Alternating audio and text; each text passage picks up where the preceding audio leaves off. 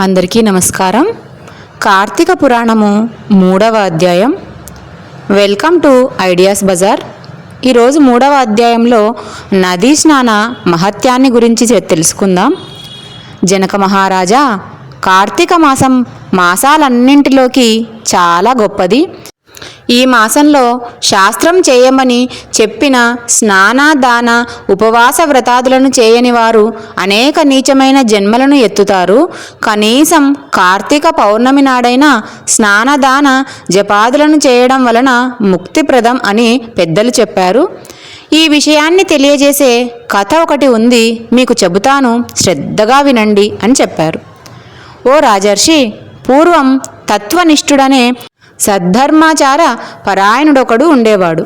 అతడు తీర్థయాత్రలు చేయాలనే కోరికతో బయలుదేరి సమస్త తీర్థాలలో స్నాన సంధ్యా వందనాది విధులను ఆచరించాడు.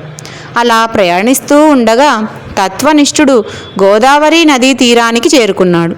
ఆ తీర ప్రాంతంలోనే ఉన్న ఎత్తైన మర్రి చెట్టు కొమ్మలలో నివసిస్తూ ఉన్న 3 బ్రహ్మరాక్షసులు తత్వనిష్ఠుడిని చూశారు. నల్లని శరీరాలతో, నిప్పు కణాల్లాగా మండుతున్న కళ్ళతో, పదునైన గోళ్లతో, పొడవైన కోరలతో, నిక్కబొడుచుకున్న వెంట్రుకలతో మహాభయంకరంగా ఉన్న ఆ 3 బ్రహ్మరాక్షసులు తన వైపుకే రావడం చూసిన తత్వనిష్ఠుడు భయంతో వణికిపోతూ ఉన్నాడు. దిక్కుతోచని తత్వనిష్ఠుడు శ్రీమన్నారాయణుని తలుచుకుంటూ ఉన్నాడు. ఆర్తితో నిన్ను ప్రార్థించిన గజేంద్రుడికి, ద్రౌపదిని, ప్రహ్లాదుడిని కాపాడిన దయాసముద్రుడవైన నిన్నే శరణు వేడుతూ ఉన్నాను, కాపాడి రక్షించు దామోదరా అంటూ గొంతెత్తి ప్రార్థిస్తూ మొరపెట్టుకుంటూ ఉన్నాడు. తత్వనిష్ఠుడు చేస్తున్న హరినామస్మరణ విన్న బ్రహ్మరాక్షసులు అతడి మీదకి పరుగులు తీయడం ఆపేశారు. ఆ 3కి జ్ఞానోదయం అయ్యింది. అప్పటి వరకు తాము చేసిన చెడ్డ పనులను తలుచుకొని దుఃఖిస్తూ తత్వనిష్ఠునితో, ఓ మహానుభావా, నిన్ను చూడడం వలన, నువ్వు చేసిన శ్రీహరినామం వినడం వలన మా పాపాలన్నీ హరించుకుపోయి మాకు కనువిప్పు కలిగింది. మేము నీకు ఏ విధమైన అపకారమూ చేయము అంటూ అతడికి నమస్కరించారు. బ్రహ్మరాక్షసులు అన్న మాటలు విన్నాక తత్వనిష్ఠుడు తేరుకుని స్థిమితపడ్డాడు. వాళ్లతో, మీరు ఎవరు? మీ మాటలు వింటూ ఉంటే మీరు చాలా మంచివాళ్ళు, బుద్ధిమంతులు అని అనిపిస్తూ ఉంది.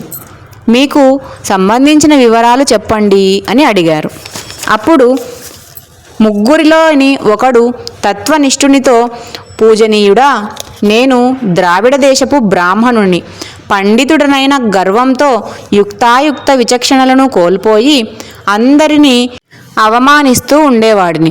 దౌర్జన్యంగా ధన కనక వస్తువాహనాలను అపహరిస్తూ, దుర్భాషలను ఆడుతూ, దుర్వ్యసనాలను అలవాటు పడి భార్యాబిడ్డలను, ప్రజలను కూడా బాధించేవాడిని.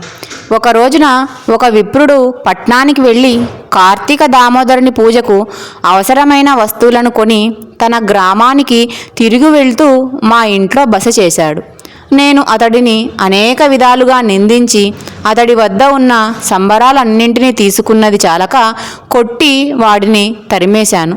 ఆ విప్రుడు నన్ను కోపగించుకొని, ఓరి దుర్మార్గుడా, చెడ్డగా బ్రతకడమే నిత్యమైనది కాదు, సత్యమైనది కాదు, ప్రవర్తిస్తూ పూజా సంబరాలన్నింటిలో కూడా ఆలోచించకుండా నన్ను కొట్టి హింసించి వాటిని సంగ్రహించావు. నీవు చేసిన ఈ దుర్మార్గానికి నువ్వు బ్రహ్మరాక్షసుడివై పడి ఉండమని ఆ విప్రుడు నన్ను శపించాడు. విప్రుడి పాదాల మీద పడి శాప విమోచనం కొరకు ప్రార్థించాను. గోదావరి నదీ తీరాన మర్రి చెట్టు కొమ్మలను పట్టుకొని ఉన్న నిన్ను ఒక విప్రుడు అనుగ్రహించి ఉద్ధరిస్తాడని శాప విమోచనం చెప్పాడు. అతడు చెప్పిన ఆ మహనీయుడవు నువ్వే కనుక నన్ను అనుగ్రహించి నన్ను శాపభారం నుండి విముక్తుణ్ణి చెయ్యి అని తత్వనిష్ఠుణ్ణి ప్రార్థించాడు. ఇంతలో 2వ బ్రహ్మరాక్షసుడు తత్వనిష్ఠుని దగ్గరకు వచ్చి, ఓ మహానుభావా, నేను కూడా ద్రవిడ దేశస్థుడనే. నా స్వగ్రామము పేరు మందరము. నేను ఆ గ్రామానికి అధికారిని. చమత్కారపూరితమైన మాటలు మాట్లాడడంలో నేర్పు కలిగిన నేను అనేక మందిని మోసం చేసి వారి వద్ద నుండి ధనాన్ని, నగలను తీసుకునేవాడిని.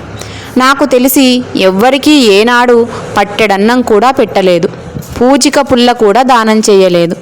ఎవ్వరి పట్ల దయాదాక్షిణ్యము లేనివాడిని అయి ప్రవర్తిస్తూ ఉంటే కారణంగా ఇలా బ్రహ్మరాక్షసులాగా జీవితాన్ని గడుపుతూ ఉన్నాను. నన్ను ఈ పాప పంకిలలో నుంచి బయటపడేసి రక్షించమని చెప్పి ప్రార్థించాడు తత్వనిష్ఠుడు. ఇక మూడవ బ్రహ్మరాక్షసుడు కూడా తన గాథను తత్వనిష్ఠునితో ఈ విధంగా మొరపెట్టుకుంటూ ఉన్నాడు. ఓ బ్రాహ్మణ శ్రేష్ఠుడా, నేను ఆంధ్రదేశము వాడిని. విష్ణువాలయంలో నేను ఒక అర్చకుడను. అర్చకుడికి ఉండవలసిన మంచి లక్షణాలు ఏవీ కూడా నాలో లేవు. ఆలయంలో నేను చేయకూడని అత్యాచారాలను ఎన్నింటినో చేశాను. భక్తులను పీడించాను, స్త్రీలను కూడా అవమానించాను, బంధువర్గాన్ని దూషించాను. భగవంతునికి సంబంధించిన స్థిర చెర ఆస్తులను వేశ్యలకు సమర్పించాను. భార్యాబిడ్డల మంచి చెడులను ఏమాత్రమూ పట్టించుకోలేదు. వారి పట్ల ఏనాడూ కూడా శ్రద్ధ చూపలేదు. ఆలయంలో భగవంతునికి చేయవలసిన నిత్య నైమిత్తిక కార్యకలాపాలను, ఉత్సవాలను, ఆరాధనలను అశ్రద్ధ చేశాను. నిర్లక్ష్యం కూడా చేశాను. ఇహలోకంలో అనుభవించే సుఖ సంతోషాలు, భోగభాగ్యాలు, వాటి పట్ల నాకు గల వ్యామోహము ఏవీ కూడా శాశ్వతం కాదని తెలుసుకోలేకపోయాను. ఆ కారణంగా నేను చేసిన దుష్కృత్యాలకు అంతే లేకుండా పోయింది. కొంతకాలానికి ప్రజలకు నా దురాగతాలు తెలిసినాయి. వాళ్ళ ఆగ్రహానికి గురి అయ్యాను. నేను అన్యాయంగా సంపాదించిన సంపదలు కొన్ని తరిగిపోయాయి, కొన్ని తొలగిపోయాయి. ఊరివారు నన్ను తరిమి తరిమి కొట్టారు. అడవుల వెంబడి పడి ఆకులు అలమలు తింటూ కాలం గడిపాను. కొంతకాలానికి ప్రాణాలను పోగొట్టుకున్నాను.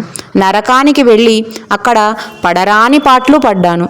ఆ తరువాత ఎన్నో నీచమైన జన్మలను ఎత్తాను. చివరకు ఈ బ్రహ్మరాక్షస రూపాన్ని పొందాను. కనుక ఈ బాధల నుండి నన్ను రక్షించగలవాడివి నువ్వే. నిన్ను చూసి చూడగానే నాకు గత జన్మ స్ఫురణకు వచ్చింది. మాకు ఈ బ్రహ్మరాక్షస జన్మల నుండి ముక్తిని కలిగించు అని ప్రార్థించాడు. అప్పుడు ఆ తత్వనిష్ఠుడు ఇలా అన్నాడు. ఓ బ్రహ్మరాక్షసులారా, మీ జీవితగాథలు, బాధలు పూర్తిగా నాకు తెలిసాయి. మీరు ఎంత దుర్మార్గంగా ప్రవర్తించినా ప్రస్తుతం పడుతున్న పశ్చాత్తాపం కారణంగా పరమ పునీతులైనారు. హరినామాన్ని విని వినగానే మీకు గత జన్మలు గుర్తుకు వచ్చాయి. మీకు ఇక మీదట ఈ రాక్షస జన్మలను తొలగిపోతాయి. ప్రస్తుతం జరుగుతూ ఉన్నది కార్తీక మాసం. ఈ మాసంలో పవిత్రమైన జలాలలో స్నానం చేసిన వాళ్ళకి పుణ్యగతులు లభిస్తాయనే మాట ముమ్మాటికి సత్యం. కనుక మీరు కూడా నా వెంట రండి అంటూ వాళ్ళని వెంటబెట్టుకొని గోదావరి నదికి వెళ్ళి తనతో పాటు వారిని గోదావరి పవిత్ర స్నానం చేయించాడు. తాను కూడా భక్తి ప్రపత్తులతో నదీ స్నానం చేసి శుచి అయినాడు. దానివలన తనకు కలిగిన ఫలితాన్ని ఆ బ్రహ్మరాక్షసులకు దారపోశాడు. అంతే, ఆ క్షణంలోనే వారికి గల ఆ రాక్షస జన్మలన్నీ కూడా అంతమైపోయాయి. అంతరిక్షంలో నుంచి దివ్యమైన పుష్పక విమానం వచ్చి వాళ్ళ ముగ్గురిని ఎక్కించుకుని కైలాసానికి తీసుకుని వెళ్ళింది. ఆ విధంగా ఆ బ్రహ్మరాక్షసులు ముగ్గురు ముక్తిని పొందారు. పరోపకారః పుణ్యాయ పాపాయ పరపీడనం అనే వ్యాస మహర్షి సూక్తిని ఒకసారి గుర్తుకు చేస్తూ ఉన్నది మనకు వీళ్ళ చరిత్ర. ఇంతటితో 3వ రోజు పారాయణ సమాప్తం. తిరిగి 4వ రోజు పారాయణంతో రేపు ఉదయం 5 గంటలకు మళ్ళీ కలుద్దాం. రేపు మీరు ఈ వీడియో నోటిఫికేషన్ రావాలి అంటే వెంటనే మన ఛానల్ని సబ్స్క్రైబ్ చేసుకోండి. సబ్స్క్రైబ్ చేసుకొని పక్కనే ఉన్న బెల్ ఐకాన్ని ప్రెస్ చేశారంటే వెంటనే మీకు నోటిఫికేషన్ వచ్చేస్తుంది. వెంటనే మీరు వీడియోస్ చూడగలరు. వీడియో నచ్చితే లైక్ చేయండి. ఎవరికైనా మీకు తెలిసిన వారికి షేర్ చేయండి. మరలా 4వ అధ్యాయంతో మీ ముందుంటాను. అంతవరకు సెలవు. లోకా సమస్త సుఖినో భవంతు.